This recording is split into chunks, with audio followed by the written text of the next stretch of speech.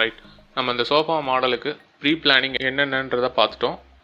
So அதில் pre planning பண்ணதுக்கு அப்புறமா மாடலிங்கில் என்னென்ன ஸ்டேஜஸ் இருக்குது அப்படின்றத ப்ரீவியஸ் வீடியோவில் நம்ம எக்ஸ்பிளைன் பண்ணிட்டோம்.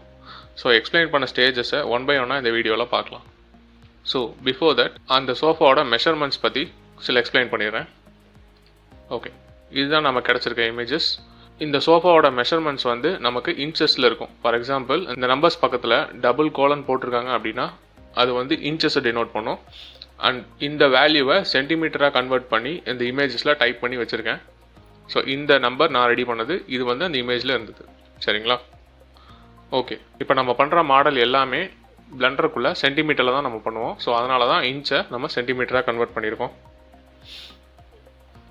ஸோ பியூர்எஃபோட ஷார்ட்கட் பார்த்தீங்கன்னா Ctrl F for full screen, Ctrl F full screen remove பண்ணுறது, Ctrl M ப்ரெஸ் பண்ணிங்கன்னா மினிமைஸ் ஆயிரும்.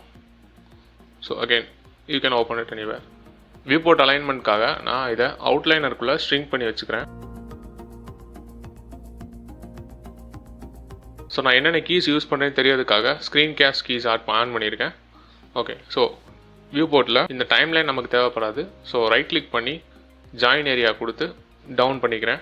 இப்போது மெஷர்மெண்ட்ஸ், ஃபார் எக்ஸாம்பிள் ஒரு க்யூப் ஆட் பண்ணிக்கிறேன். நான் ஆல்ரெடி சொன்ன மாதிரி இந்த க்யூபை வந்து நம்ம சென்டிமீட்டர் தான் டினோட் பண்ணோம். க்யூப் போட்டு இந்த சீன் ப்ராப்பர்ட்டிஸில் யூனிட்ஸில் சென்டிமீட்டர் சேஞ்ச் பண்ணிக்கிறோம். ஐட்டம் பேனலில் போயிட்டு ஸோ ஃப்ரண்ட் வியூவில் நமக்கு ஹைட் வந்து 73.66. ஸோ ஹைட் வந்து Z axis, so 73.66. And then width வந்து 86.36.